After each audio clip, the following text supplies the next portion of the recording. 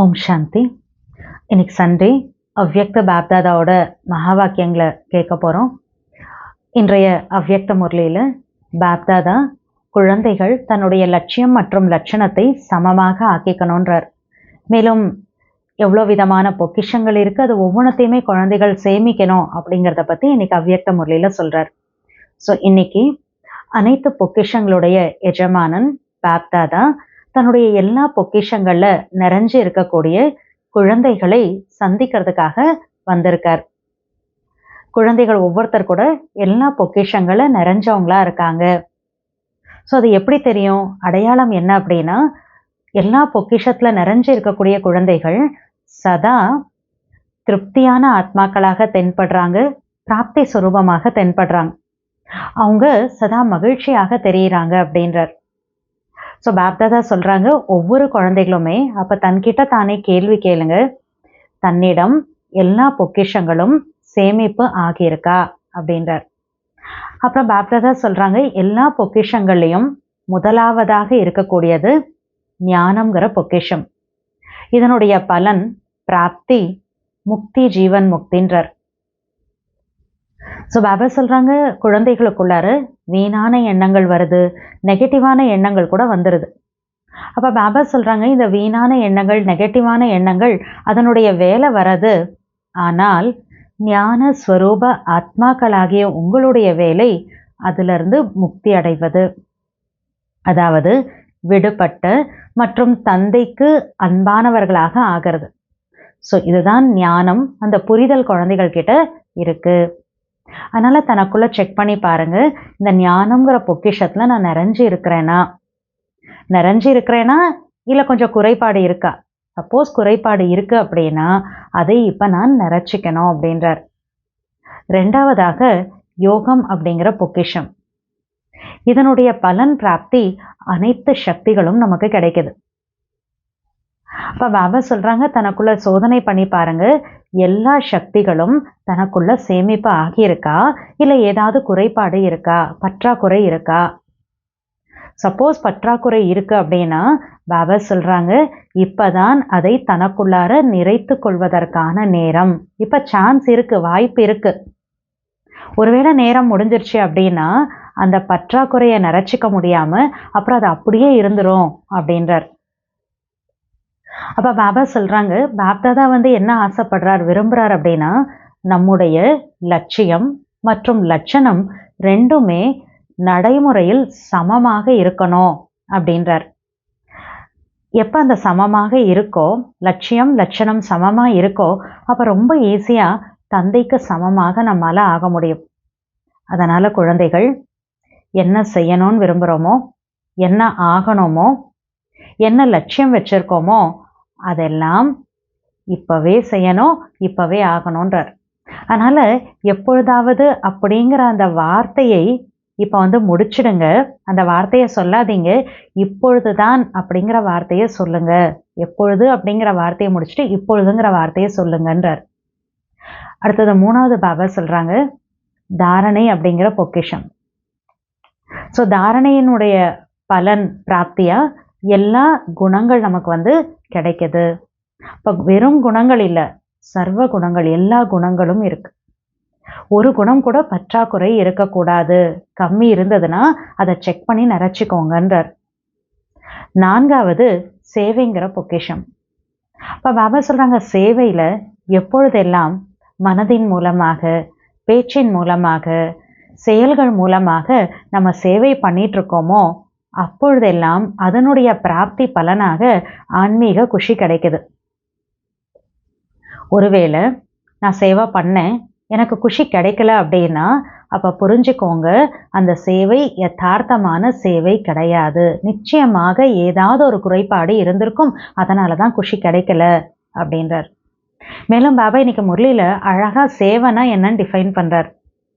சேவை அப்படின்னா அர்த்தம், ஆத்மா தன்னுடைய மகிழ்ச்சியானவராக, மலர்ந்த ஆன்மீக ரோஜா மலராக, குஷிங்கிற அந்த ஊஞ்சல்ல ஆடிக்கொண்டிருக்கக்கூடியதாக இருக்கக்கூடிய அனுபவம் எடுக்கிறது தான் சேவை அப்படின்றார். ஸோ பாபா சொல்கிறாங்க ஞானம், யோகம், தாரணை, சேவை 4 பாடமும் வந்துருச்சு.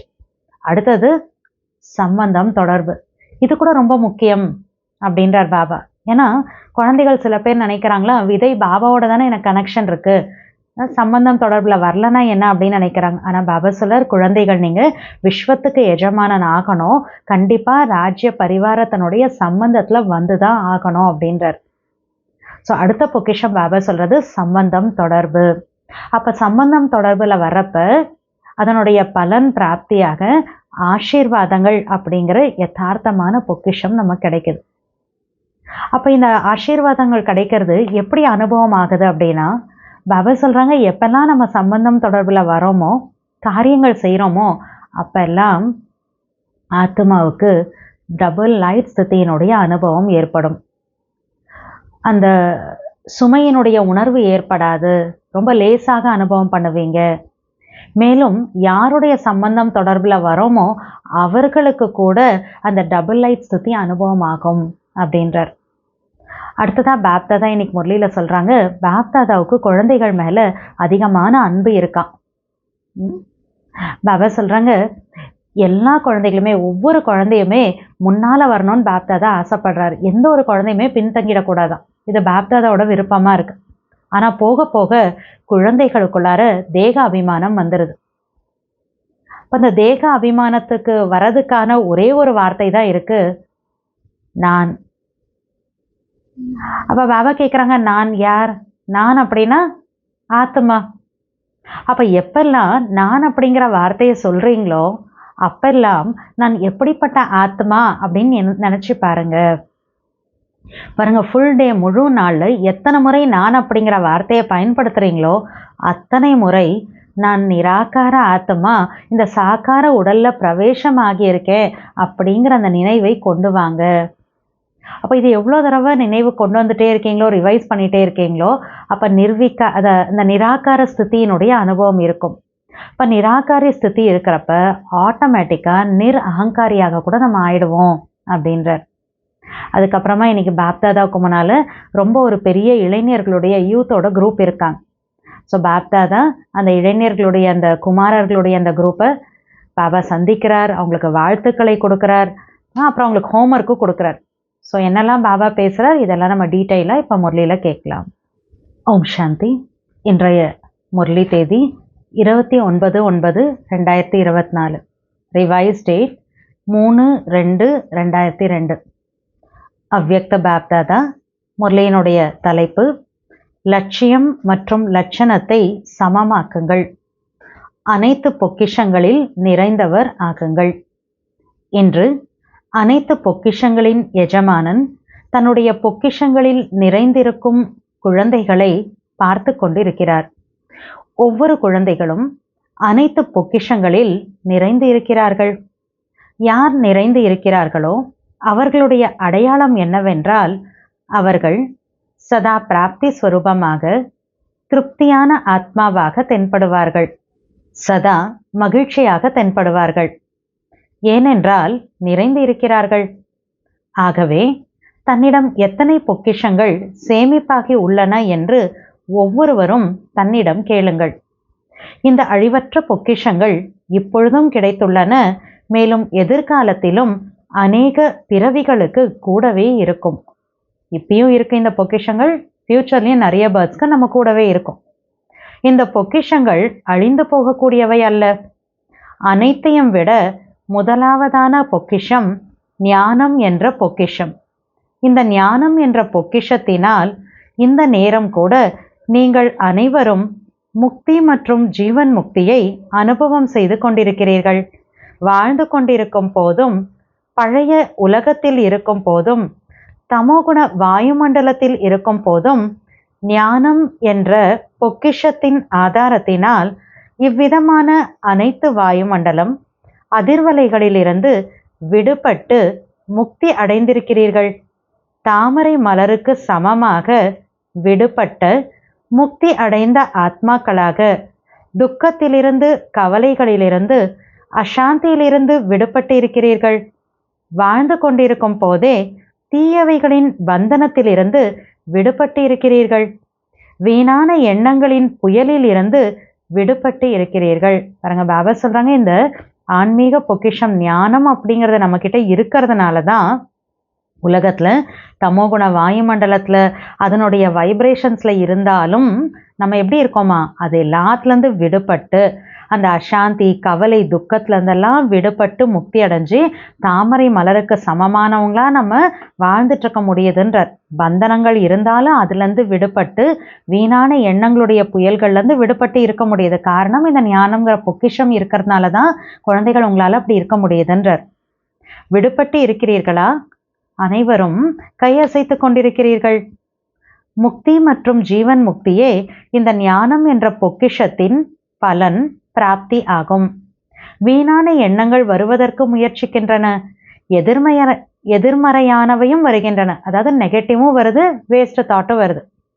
ஆனால் வீணான எண்ணம் அல்லது எதிர்மறையானவற்றின் வேலையோ வருவது மற்றும் ஞானஸ்வரூப ஆத்மாக்களாகிய உங்களுடைய வேலையோ அவற்றிலிருந்து முக்தி அடைவது. விடுபட்டவராக மற்றும் தந்தைக்கு அன்பானவராக இருப்பது என்ற இந்த ஞானம், அதாவது புரிதல் உள்ளது. எனவே ஞானம் என்ற பொக்கிஷம் கிடைத்துள்ளதா? நிறைந்து உள்ளதா? சம்பன்னமாக உள்ளதா அல்லது குறைவாக உள்ளதா? இதனை சோதனை செய்யுங்கள். நிறைஞ்சிருக்கா கம்மியா இருக்கான்னு செக் பண்ணுங்க. ஒருவேளை குறைவாக உள்ளதென்றால் அதை சேமித்திடுங்கள். காலியாக இருக்கக்கூடாது. இந்த ஞானம்ங்கிற பொக்கிஷம் காலியா இருந்துடக்கூடாது அப்படின்றார். இது போலவே யோகம் என்ற பொக்கிஷம், இதன் மூலம் அனைத்து சக்திகள் கிடைக்கின்றன. யோகம் என்ற பொக்கிஷத்தின் மூலம் அனைத்து சக்திகளும் சேமிப்பாகி உள்ளனவா என்று தன்னை பாருங்கள். அனைத்தும் உள்ளனவா? எல்லா சக்தியும் இருக்கா? ஒரு சக்தியேனும் ஒருவேளை குறைவாக இருந்தாலும் தக்க சமயத்தில் ஏமாற்றத்தை கொடுத்துவிடும். ஒரு பவர் கம்மி இருந்தா கூட கரெக்டான நேரத்தில் அது நம்மளை ஏமாத்திடும். உங்கள் அனைவருடைய டைட்டில் மாஸ்டர் சர்வசக்திவான். சக்திவான் அல்ல, சர்வசக்திவான் என்பதாகும். சர்வசக்திகள் என்ற பொக்கிஷம் யோக பலத்தின் மூலம் சேமிப்பாகி உள்ளதா? நிறைந்துள்ளதா? ஃபுல்லா இருக்கா? பிராப்தி ஸ்வரூபமாக இருக்கிறீர்களா அல்லது பற்றாக்குறை உள்ளதா? ஏன்? இப்பொழுது தன்னுடைய குறையை நிறைத்து கொள்ள முடியும். கம்மி இருக்குன்னா இப்போ தானே ஃபுல் பண்ணிக்க முடியும். இப்பொழுது வாய்ப்பு உள்ளது, இப்போதான் சான்ஸ் இருக்கு. பிறகு நிறைத்து கொள்வதற்கான நேரம் முடிவடைந்து விட்டால் பற்றாக்குறையாகவே இருந்துவிடும். என்ன கம்மி இருக்கோ குறைபாடு அது அப்படியே இருந்துடும். அப்புறம் சோதனை செய்யுங்கள். ஒவ்வொரு சக்தியையும் முன்னால் கொண்டு வாருங்கள். மேலும் முழு நாளின் தினச்சரியாவில் சோதனை செய்யுங்கள்.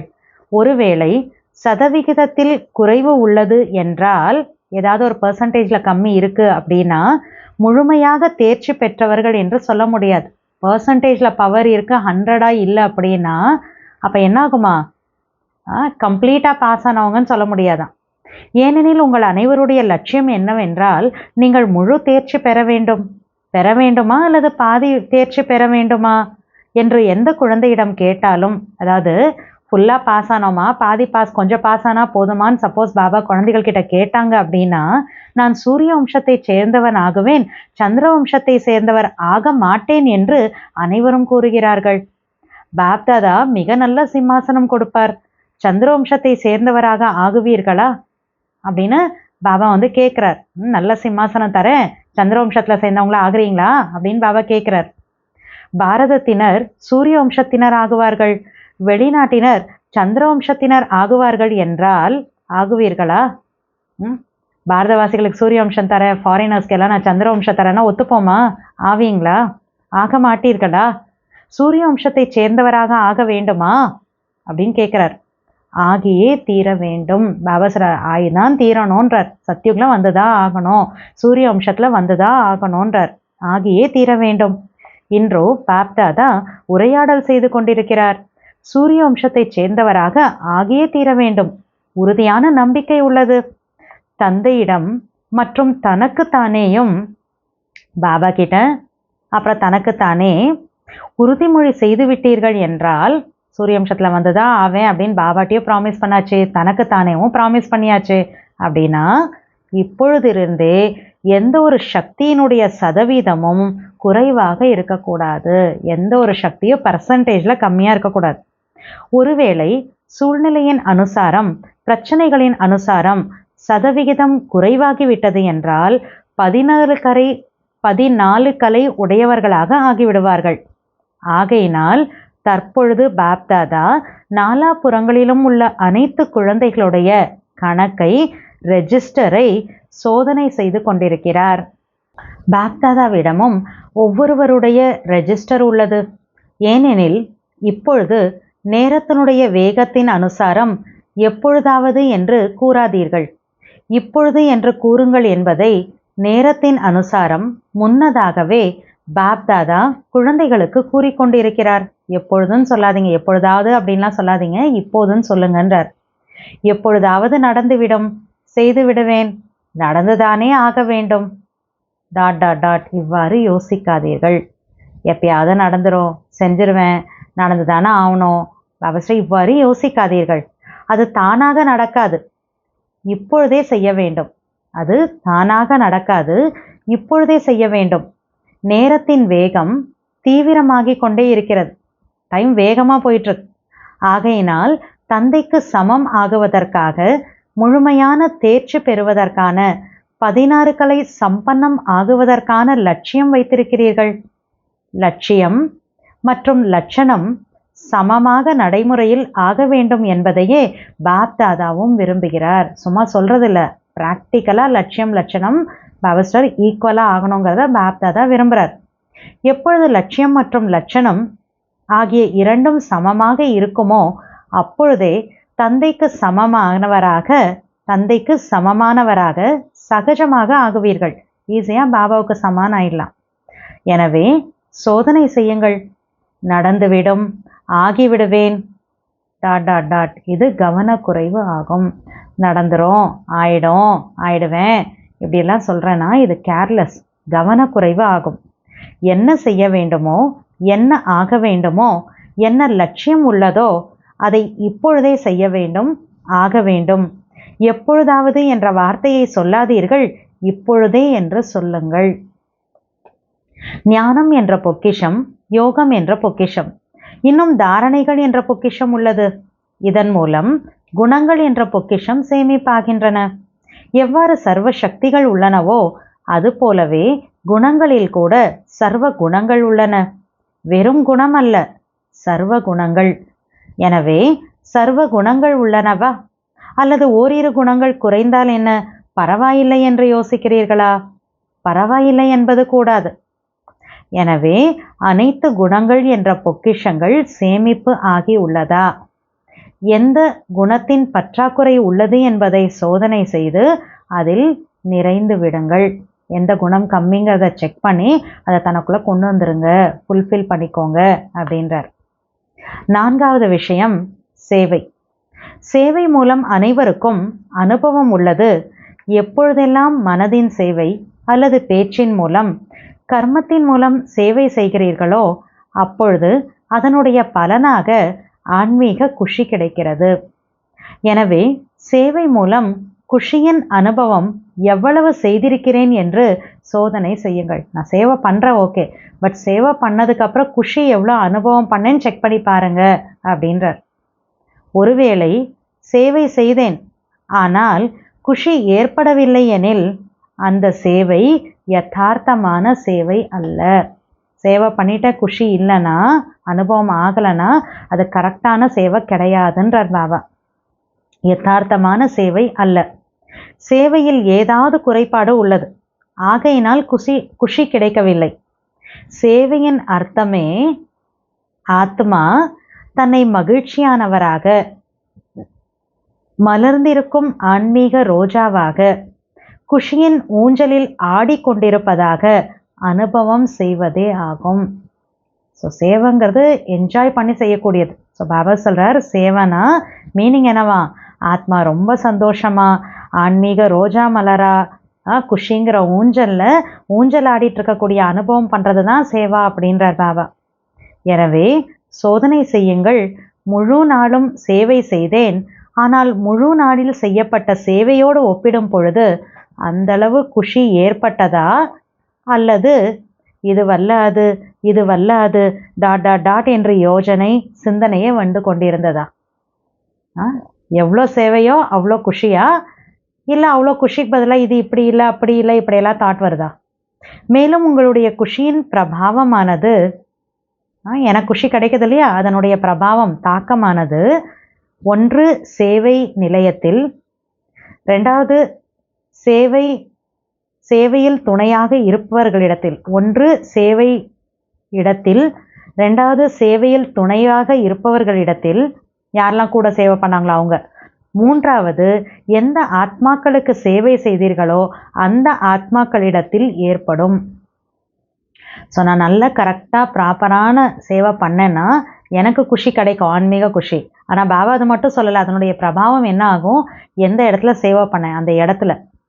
ரெண்டாவது யாரெல்லாம் என் கூட சேவை பண்ணுறப்ப இருந்தாங்க அவங்களுக்கு குஷி கிடைக்கும். மூணாவது யாருக்கு சேவை பண்ணோமோ அந்த ஆத்மாவுக்கு குஷி கிடைக்கும்.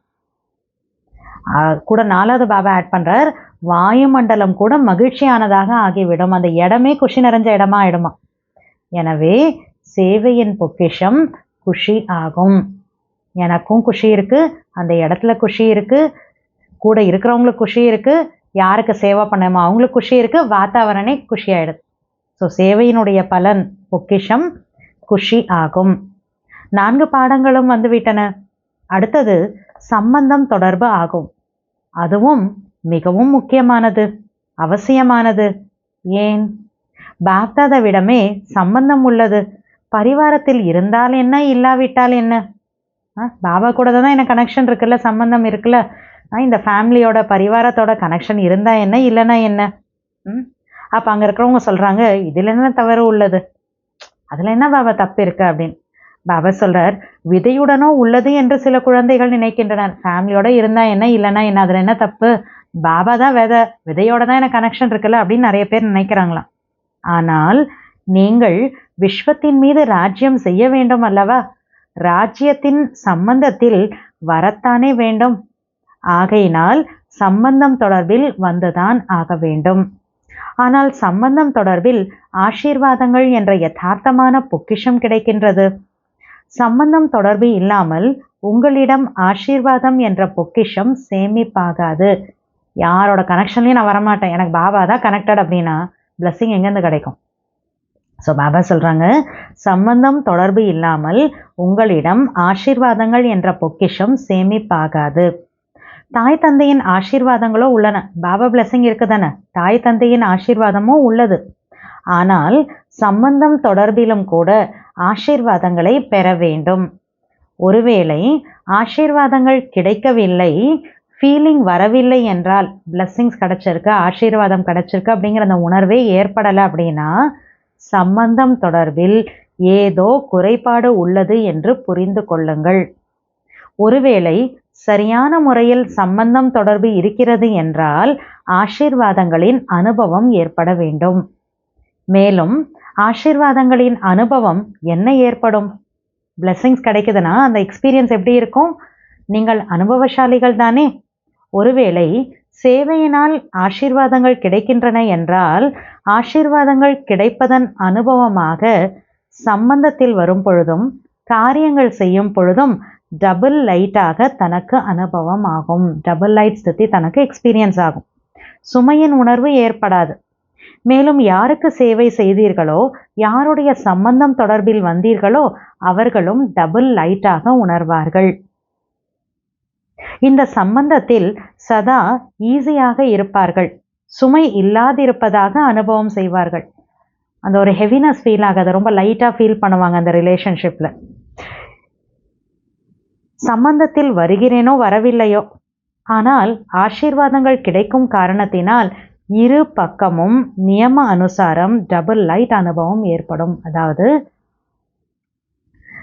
கரெக்டான முறையில் சம்பந்தம் தொடர்பில் வரேன்னா நான் டபுள் லைட்டாக இருப்பேன். யாருடைய சம்பந்தம் தொடர்பில் வரேன்னா அவங்களுக்கும், ஸோ செல்ஃபுக்கும் யாரோட கனெக்ஷனில் வரோமோ அவங்களுக்கும், 2 பேருக்குமே என்ன ஆகுமா, டபுள் லைட் அனுபவம் ஆகும். ரொம்ப லேசாக அவங்க அனுபவம் பண்ணுவாங்கன்றார். ஆனால் பாபா கூடவே எதுவும் சொல்கிறார், அந்தளவு லேசாகவும் இருக்கக்கூடாது, மிகுதியான இனிப்பிற்கு அதிகமான எறும்புகள் வருகின்றன என்ற பழமொழி சொல்லப்படுவது போல. ஒரு பழமொழி இருக்கான், ரொம்ப ஸ்வீட்டாக இருந்தால் நிறைய எறும்பு வந்துடும், அந்த அளவுக்கு கூட லேசாக இருந்துடக்கூடாது அப்படின்றார் பாபா. சோதனை செய்யுங்கள் என்று பாப்தாதா கூறுகிறார். அந்த அளவுக்கு லைட்டாக இருந்துடக்கூடாது, இதையும் செக் பண்ணிக்கோங்கன்னு பாப்தாதா சொல்றார். அந்த அளவுக்கு ஈஸியாகவும் இருக்கக்கூடாது. எனவே தன்னுடைய பொக்கிஷங்களை சோதனை செய்யுங்கள் என்று பாப்தாதா கூறுகிறார். நேரம் கொடுத்து கொண்டிருக்கிறார். இப்பொழுது சமாப்தி என்ற பலகை போடப்படவில்லை. எண்ட் அப்படிங்கிற போர்டு பாபா இன்னும் போடல. ஆகையினால் சோதனை செய்யுங்கள் மற்றும் முன்னேறி கொண்டே செல்லுங்கள். பாப்தாதாவிற்கு குழந்தைகள் மீது அன்பு உள்ளதல்லவா? எந்த ஒரு குழந்தையும் பின்தங்கிவிடக்கூடாது. ஒவ்வொரு குழந்தையும் முன்னேறி கொண்டே செல்ல வேண்டும் என்று பாப்தாதா நினைக்கிறார்கள். போக போக தேக அபிமானம் வந்து விடுகிறது. ஸ்வமானம் மற்றும் தேக அபிமானம். ஸ்வமானத்தின் குறைபாடே தேக அபிமானத்திற்கான காரணமாகும். எனவே தேக அபிமானத்தை அழிப்பதற்கான மிகவும் எளிய சாதனம் என்னவென்றால், தேக அபிமானம் வருவதற்கு ஒரே ஒரு வார்த்தை தான். அதை அறிந்தும் இருக்கிறீர்கள். பாடி கான்ஷியஸ் வருது, ஒரே ஒரு வேர்டு தான். அது என்னன்னு தெரிஞ்சிட்டு இருக்கீங்க. தேக அபிமானத்திற்கான ஒரு வார்த்தை என்ன அப்படின்னு பாபா கேட்குறார். பாடி கான்ஷியஸ் வர்றதுக்கான ஒரு வேர்டு என்ன அப்படின்னு கேட்குறார். இப்போ பாபாவுக்கு முன்னால் இருந்தவங்கலாம் சொல்கிறாங்க நான் அப்படின்றாங்க. பாபா சொல்றார், நல்லது. எத்தனை முறை நான் என்று கூறுகிறீர்கள்? முழு நாளில் எத்தனை முறை நான் என்று சொல்கிறீர்கள் என்பதை எப்பொழுதாவது கவனித்திருக்கிறீர்களா? ஃபுல் டே எத்தனை தடவை நான் சொல்கிறேன்னு கவனிச்சு பார்த்துருக்கீங்களா? நல்லது. ஒரு நாள் கவனிக்க வேண்டும். அடிக்கடி நான் என்ற வார்த்தையோ வரத்தான் செய்கிறது. ஆனால் நான் யார்? முதல் பாடம் நான் யார் என்பதாகும். ஃபர்ஸ்ட் டே லெசனே நான் யார் அப்படிங்கிறதான். தேக அபிமானத்தில் நான் என்று கூறினீர்கள். ஆனால் உண்மையில் நான் யார்? ஆத்மாவா அல்லது தேகமா? ஆத்மா தேகத்தை தாரணை செய்துள்ளதா அல்லது தேகம் ஆத்மாவை தாரணை செய்துள்ளதா? எது தாரணை செய்துள்ளது? ஆத்மா தேகத்தை தாரணை செய்துள்ளது. சரிதானே? ஆத்மா தேகத்தை தாரணை செய்துள்ளது எனில் நான் யார்? ஆத்மா அல்லவா? எனவே சகஜ சாதனம் யாதெனில், ஈஸியான வழி என்ன அப்படின்னா, எப்பொழுதெல்லாம் நான் என்ற வார்த்தை சொல்கிறீர்களோ அப்பொழுதெல்லாம் நான் எப்பேற்பட்ட ஆத்மா என்பதை நினைவு செய்யுங்கள். எப்பெல்லாம் நான்கிற வார்த்தை சொல்றீங்களோ அப்பெல்லாம் நான் எப்பேற்பட்ட ஆத்மா என்பதை நினைவு செய்யுங்கள். ஆத்மா நிராகாரமானது, தேகம் சாக்காரமானது. நிராகார ஆத்மா சாகார தேகத்தை தாரணை செய்துள்ளது. எனவே எத்தனை முறை நான் என்ற வார்த்தை சொல்கிறீர்களோ அத்தனை தடவையும் நான் நிராகார ஆத்மா சாக்காரத்தில் பிரவேசம் செய்துள்ளேன் என்று நினைவு செய்யுங்கள். எத்தனை தடவை நான் யோசிக்கிறோமோ நினைக்கிறோமோ அப்பெல்லாம் என்ன யோசிக்கிறோமா? நான் நிராகார ஆத்மா சாக்கார தேகத்தில் பிரவேசம் பண்ணியிருக்கேன் அப்படின்னு நீங்கள் நினச்சி பாருங்க. எப்பொழுது நிராகார ஸ்திதி நினைவில் இருக்குமோ அப்பொழுது நிரகங்காரியாக தானாகவே ஆகிவிடுவீர்கள். தேக உணர்வு முடிவடைந்து விடும். அதே முதல் பாடமான நான் யார் என்பதை நினைவில் வைத்துக்கொண்டு நான் எப்பேற்பட்ட ஆத்மா என்ற ஆத்மாவின் நினைவு வருவதனால் நிராகார ஸ்திதி உறுதியாகிவிடும். நிராகார ஸ்திதி நான் ஆத்மா, நான் எப்பேற்பட்ட ஆத்மா நினைச்சாவே நிராகார ஸ்திதி ஸ்ட்ராங் ஆயிடும். எங்கு நிராகார ஸ்திதி இருக்குமோ அங்கு நிராகாரி நிர்விகாரியாக அவசியமாகி விடுவார்கள்.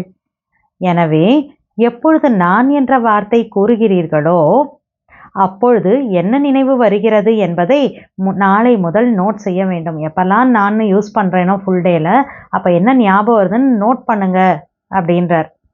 மேலும் எத்தனை முறை நான் என்ற வார்த்தையை பயன்படுத்துகின்றீர்களோ அத்தனை முறை நிராகாரி நிரகங்காரி நிர்விகாரியாக தானாகவே ஆகிவிடுவீர்கள். நிராகாரி ஸ்திதி இருக்கிறப்ப ஆட்டோமேட்டிக்காக நிர்விகாரி நிரகங்காரியாக ஆட்டோமேட்டிக்காக ஆயிடுவோன்றார். நல்லது. இன்று இளைஞர்களின் குழு வந்துள்ளது. இளைஞர்கள் நிறைய பேர் வந்துள்ளனர். சதா செழிப்புடன் மகிழ்ச்சியாக இருங்கள் என்று பாப்தாதா இளைஞர் குழுவிற்கு வரதானம் கொடுக்கிறார். ஒரு பொக்கிஷத்தை கூட வீணாக்க கூடாது. இவ்வளோ பொக்கிஷங்கள் பத்தி பாபா சொன்னார் இல்லையா? இப்ப பாபா சொல்றார், ஒரு பொக்கிஷத்தை கூட வீணாக்க கூடாது. செழிப்பாக இருக்க வேண்டும், செழிப்பாக்க வேண்டும். லௌகீக குரு நீடூழி வாழ்க என்று ஆசீர்வாதம் கொடுக்கிறார்கள். ஆனால் ஷரீரத்திற்கு ஆயுள் எவ்வளவு உள்ளதோ அவ்வளவே இருக்கும் என்று பாப்தாதா கூறுகிறார். நீடூழி வாழ்கன்னு பிளஸிங் பண்ணிட்டா ஆயுள் அதிகமாயிடுமா என்ன? எவ்வளோ இந்த உடலுக்கு என்ன ஆயுளோ அதுதான் இருக்கும். ஆகையினால் ஷரீரத்தினுடைய ஆயுளின் கணக்குப்படி நீடூழி வாழ்க என்ற வரதானம் கொடுக்கவில்லை. பாபா அப்படி வரதானம் கொடுக்கல. ஆனால் இந்த பிராமண வாழ்வில் சதா நீடூழி வாழ்க என்று பாப்தாதா கூறுகிறார். பிராமண வாழ்க்கையில சதா நீடூழி வாழ்கன்னு சொல்றார். ஏன்? பிராமணர்கள் தான் தேவதையாகுவார்கள். எனவே நீண்ட ஆயுளோடு இருப்பீர்கள் அல்லவா? இளைஞர்களுக்கு ஒரு சிறப்புத்தன்மை உள்ளது, ஒரு ஸ்பெஷாலிட்டி இருக்கான். இளைஞர்களாகிய நீங்கள் தங்களுடைய சிறப்புத்தன்மையை அறிவீர்களா? என்ன விசேஷத்தன்மை உள்ளது அறிவீர்களா? உங்களுக்கே தெரியுமா அப்படின்னு கேட்குறார். உங்களுக்குள் என்ன விசேஷத்தன்மை உள்ளது அப்படின்னு கேட்குறான். அப்போ அங்கே இருக்கிறவங்க பாபா கிட்ட சொல்கிறாங்க, என்ன விரும்புகிறோமோ அதை செய்ய முடியும், என்ன ஆசைப்படுறேனோ அதை செய்ய முடியும் அப்படின்னு. அதான் ஸ்பெஷாலிட்டி பாபான்னு சொல்கிறாங்க. பாபா சொல்கிறார், நல்லது, செய்ய முடியுமா? நல்ல விஷயம். இளைஞர்கள் மிகவும் பிடிவாதம் செய்வார்கள். என்ன நினைக்கிறார்களோ அதை செய்வார்கள், காண்பிப்பார்கள் என்று உலகத்தின் கணக்குப்படி கூறுகிறார்கள். அதாவது உலகத்தோட கணக்குப்படி எல்லாரும் என்ன சொல்றாங்க? யூத்னா ரொம்ப பிடிவாதம் பண்ணுவாங்கப்பா, அவங்க என்ன நினைக்கிறாங்களோ அதே தான் செய்வாங்க, அதை தான் காட்டுவாங்க அப்படின்னு உலகத்துல சொல்றாங்க. பாபா சொல்றார், அவர்கள் தவறாக கூறுகிறார்கள். ஆனால் இங்கே பிராமண இளைஞர்கள் பிடிவாதக்காரர்கள் அல்ல. பிகே யூத்னா பிராமண இளைஞர்கள் பிடிவாதக்காரர்கள் அல்ல. ஆனால் என்ன சொல்றார் பாருங்க, ஆனால் தன்னுடைய உறுதிமொழியில் உறுதியாக இருப்பவர்கள். தன்னோட ப்ராமிஸ், தன்னுடைய உறுதிமொழியில் உறுதியாக இருப்பவர்கள், அதிலிருந்து விலகுபவர்கள் அல்ல. அப்படி இருக்கிறீர்களா இளைஞர்களே? பாபா கேட்கிறார், அப்படி இருக்கீங்களா? கை உயர்த்துவதும் மிகவும் சுலபமாகும். பாப்தாதா மகிழ்ச்சி அடைகிறார். கை உயர்த்துவது கூட தைரியம்தான் அல்லவா? ஆனால் தினமும் பாபா சொல்றார், தினமும் அமிர்த வேளையில் நான் இந்த பிராமண வாழ்வின் பிராப்தியிலிருந்து, சேவையிலிருந்து ஒருபோதும் எண்ணத்தளவில் கூட விலக மாட்டேன் என்று தந்தையிடம் செய்யப்பட்ட உறுதிமொழியை நினைவு கூறுங்கள். பாபா யூத்துக்கு ஸ்பெசிஃபிக்கா என்ன சொல்றார்? டெய்லி அமிர்த் வேளால நான் இந்த பிராமண வாழ்க்கையினுடைய பிராப்தியிலிருந்து, சேவையிலிருந்து ஒருபோதும் எண்ணத்தளவுல கூட விலக மாட்டேன், நான் பாபாட்ட கொடுத்துருக்கக்கூடிய உறுதிமொழியை டெய்லி நினைச்சு பார்க்கணும் அப்படின்றார். இந்த தைரியத்தை, உறுதிமொழியை தினந்தோறும் நினைவு கூறுங்கள். ப்ராமிஸ் பண்ணியிருக்கீங்களா பாபாட்ட? ஸோ இதை டெய்லி நினைச்சு பாருங்க. தைரியம் வச்சுட்டீங்க, இப்போ டெய்லி நினைங்க அமிர்த வேலையிலன்றார். மேலும் தைரியம் என்ன வைத்திருக்கிறீர்களோ, என்ன எண்ணம் செய்திருக்கிறீர்களோ அதை நடைமுறையில் செய்து கொண்டிருக்கிறேனா என்று அடிக்கடி சோதனை செய்யுங்கள். ஸோ என்ன சொல்றார்? டெய்லி அமிர்த் வேளால இந்த பிராமண வாழ்க்கையினுடைய பிராப்தியிலிருந்து, சேவையிலிருந்து ஒருபோதும் எண்ணத்தளவுல கூட நான் விலக மாட்டேன் அப்படின்னு பாபாட்ட பண்ணியிருக்கக்கூடிய ப்ராமிஸை ஞாபகம் வச்சுக்கோங்க. அந்த மாதிரி ப்ராக்டிக்கலாக நான் நடந்துக்கிறேனா அப்படின்னு அடிக்கடி தன்னை செக் பண்ணி பார்த்துக்கோங்க. 2-4 லட்சம் பேர் மாறிவிட்டாலும் கூட நல்லதுதான் என்று அரசாங்கம் கூறுகிறது. 2 lakhs 4 lakhs பீப்புள் கூட மாறிட்டாங்கன்னா நல்லதுன்னு கவர்மெண்ட் சொல்லுது. பாப்தாதா கூறுகிறார், இந்த பிராமண இளைஞர்களோ ஒவ்வொருவரும் லட்சத்திற்கு சமமானவர்கள். ஒரு யூத் பிகேனா, பிராமன் யூத்னா, பாபா சொல்றார் ஒரு பிராமண இளைஞர் லட்சத்திற்கு சமமானவர். அவ்வளவு உறுதியானவர்கள். உறுதியானவர்களா? பாருங்கள், வீட்டிற்கு சென்ற பிறகு ஸ்ட்ராங்கா அவ்வளோ உறுதியா இருக்கீங்களா? பாபா சொல்றார், வீட்டிற்கு சென்ற பிறகு மாயா வந்து விட்டது, சம்ஸ்காரம் வந்து விட்டது, பிரச்சனை வந்து விட்டது என்று எழுதக்கூடாது. பாபா சொல்றார், பிரச்சனைகளின் சமாதான ஸ்வரூபமாகுங்கள். பிரச்சனைகளோ வரும், ஆனால் நான் யார்?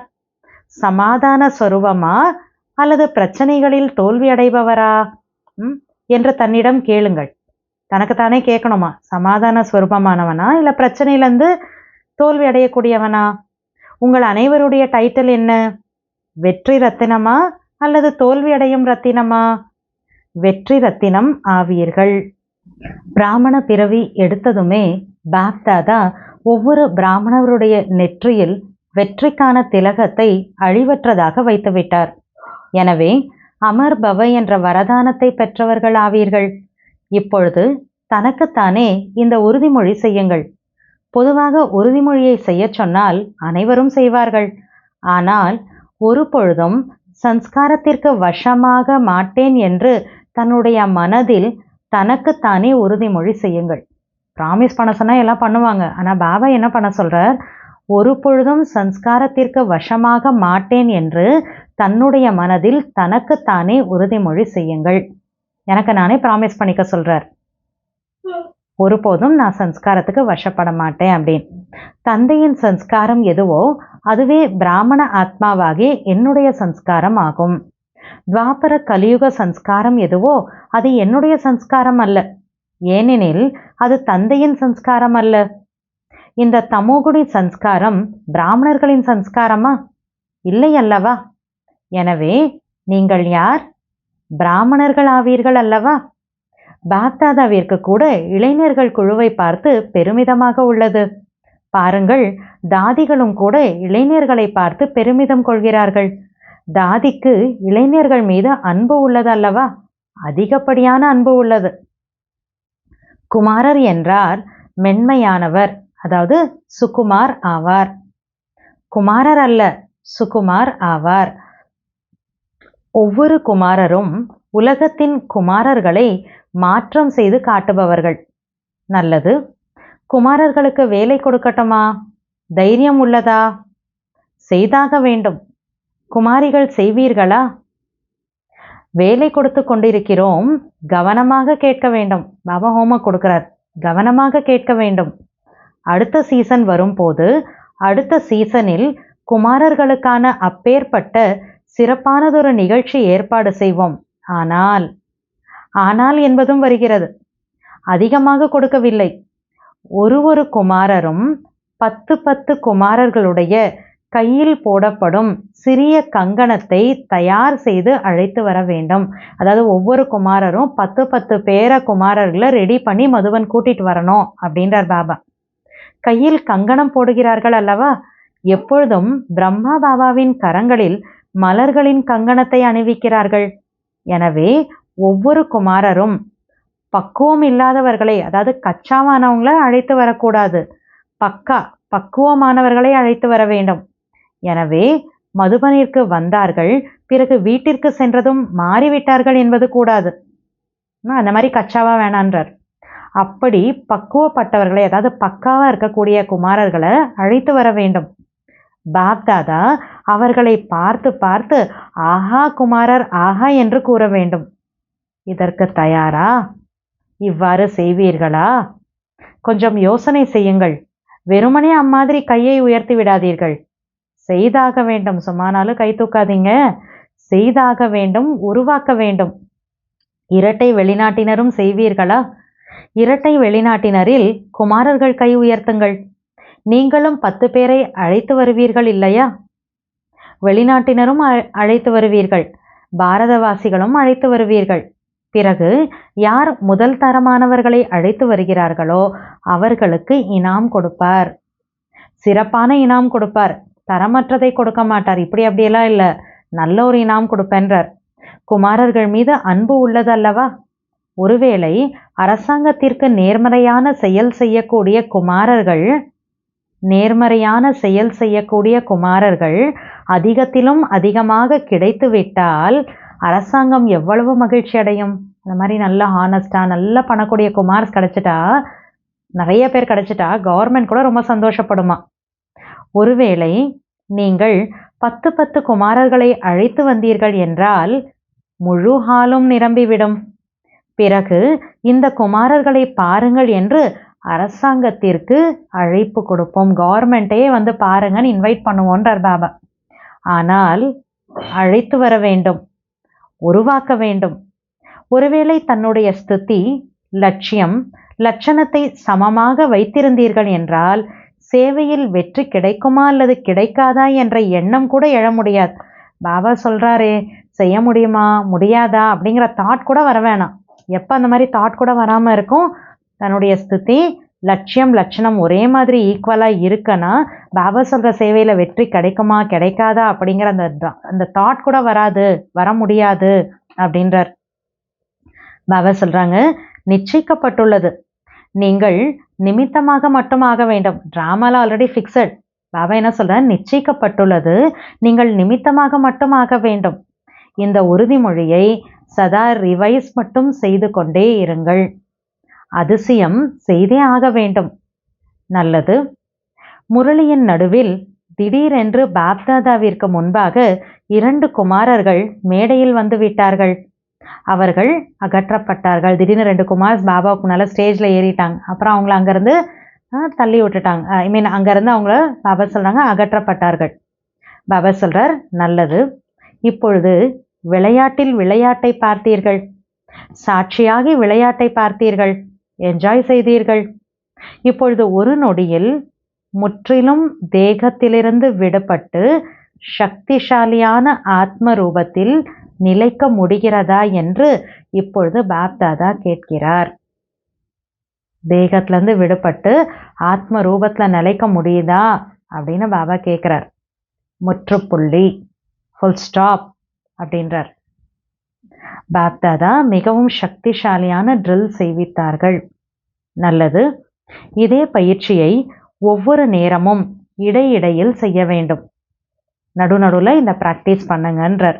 தேகத்திலேருந்து விடுபட்டு பவர்ஃபுல்லான அந்த ஆத்மஸ்திதிக்கான ப்ராக்டிஸ் நடுநடுவில் செய்யணும். இச்சமயத்தில் காரியம் செய்ய வேண்டும்.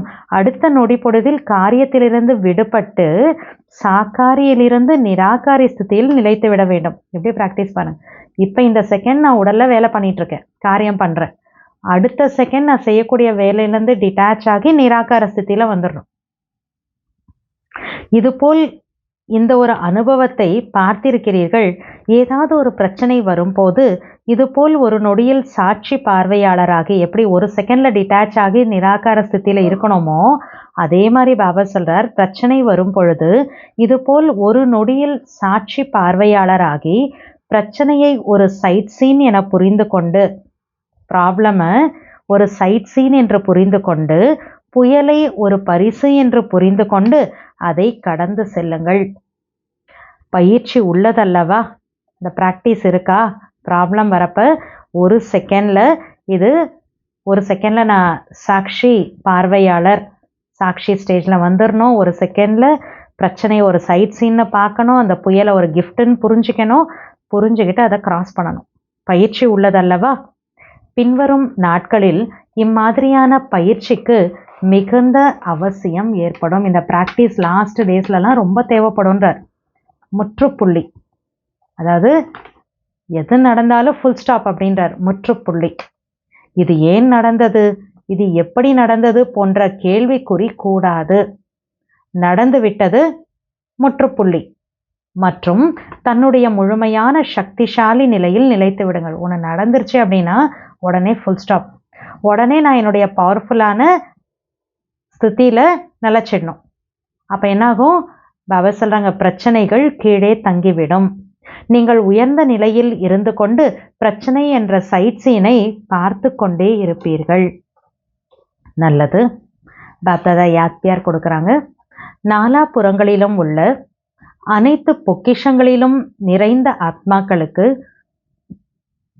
சதா ஒவ்வொரு நேரமும் பிராப்திகளினால் நிறைந்தவராக புன்னகையுடன் மகிழ்ச்சியாக இருக்கக்கூடிய ஆத்மாக்களுக்கு சதா தந்தையிடம் செய்யப்பட்ட உறுதிமொழியை வாழ்க்கையில் பிரத்யக்ஷம் செய்யக்கூடிய ஞானஸ்வரூப ஆத்மாக்கள், யோகஸ்வரூப ஆத்மாக்களாகிய குழந்தைகளுக்கு சதா லட்சியம் மற்றும் லட்சணத்தை சமமாக ஆக்கக்கூடிய தந்தைக்கு சமமான ஆத்மாக்களுக்கு சதா ஒவ்வொரு நேரமும் அனைத்து பொக்கிஷங்களின் ஸ்டாக் வைக்கக்கூடிய மற்றும் ஸ்டாப் செய்யக்கூடிய, எல்லா பொக்கிஷங்களோட ஸ்டாக் இருக்கணும், அப்புறம் ஸ்டாப், ஃபுல் ஸ்டாப் இருக்கு இல்லையா? ஸோ ஸ்டாப் செய்யக்கூடிய தீவிர முயற்சியாளரான சிரேஷ்ட ஆத்மாக்களுக்கு பாப்தாதாவின் அன்பு நினைவுகள், உள்ளத்தை கொள்ளை கொண்டவருடைய உள்ளத்தின் அன்பு நினைவுகள் மற்றும் நமஸ்காரம். இன்னைக்கு முரளியோட வரதான், பிரச்சனைகளை ஆசிரியர் என புரிந்து கொண்டு அதிலிருந்து பாடம் கற்றுக்கொள்ளக்கூடிய அனுபவி மூர்த்தி ஆகுக. பிரச்சனைகளை டீச்சர் அப்படின்னு புரிஞ்சிட்டு அந்த ப்ராப்ளம்ல இருந்து ஒரு லெசன் கற்றுக்கக்கூடிய அனுபவி மூர்த்தி ஆகுக. எந்த ஒரு சூழ்நிலையிலும் பயப்படுவதற்கு பதிலாக கொஞ்ச நேரத்திற்கு அதை ஆசிரியர் என புரிந்து கொள்ளுங்கள். எந்த ஒரு சுச்சுவேஷன்லையும் பயப்படுறதுக்கு பதிலாக கொஞ்ச டைம்காக அதை ஆசிரியர் என புரிந்து கொள்ளுங்கள். பிரச்சனைகள் உங்களை விசேஷமாக 2 சக்திகளுடைய அனுபவியாக்குகிறது. ஒன்று பொறுமை சக்தி மற்றும் 2வது எதிர்கொள்ளும் சக்தி. இந்த 2 பாடங்களையும் கற்றுக்கொண்டீர்கள் என்றால் அனுபவி ஆகிவிடுவீர்கள். நானும் ட்ரஸ்டியாக இருக்கின்றேன், என்னுடையது எதுவும் இல்லை என்று எப்பொழுது கூறுகிறீர்களோ பிறகு பிரச்சனைகளினால் ஏன் பயப்படுகிறீர்கள்? ட்ரஸ்டி என்றால் அனைத்தும் தந்தையிடம் ஒப்படைக்கப்பட்டு விட்டது. எனவே எது நடக்குமோ அது நல்லதாகவே நடக்கும் என்ற இந்த நினைவினால் சதா கவலையற்றவராக சக்தி ஸ்வரூபத்தில் இருங்கள். எது நடக்குமோ நல்லதாக தான் நடக்குங்கிற அந்த ஞாபகம் வச்சுட்டு சதா கவலையற்றவராக சக்தி ஸ்வரூபத்தில் இருங்கள். முரளியோட ஸ்லோகன், யாருடைய மனநிலை இனிமையானதாக இருக்கிறதோ அவர்கள் மறந்தும் கூட யாருக்கும் துக்கம் கொடுக்க முடியாது. யாருடைய மனநிலை இனிமையானதாக இருக்கிறதோ அவர்கள் மறந்தும் கூட யாருக்கும் துக்கம் கொடுக்க முடியாது. யாரோட ஸ்துதி ரொம்ப ஸ்வீட்டாக இருக்கோ, எப்படி இருக்கிறோமோ அந்த மாதிரி தானே கொடுப்போம், என்ன இருக்கோ அதான் கொடுக்க முடியும். ஸோ யாரோட ஸ்துதி மனநிலை ஸ்வீட்டாக இனிமையாக இருக்கோ அவங்க மறந்து போய் கூட மற்றவங்களுக்கு துக்கத்தை கொடுக்க முடியாது அப்படின்றார். ஓம் சாந்தி.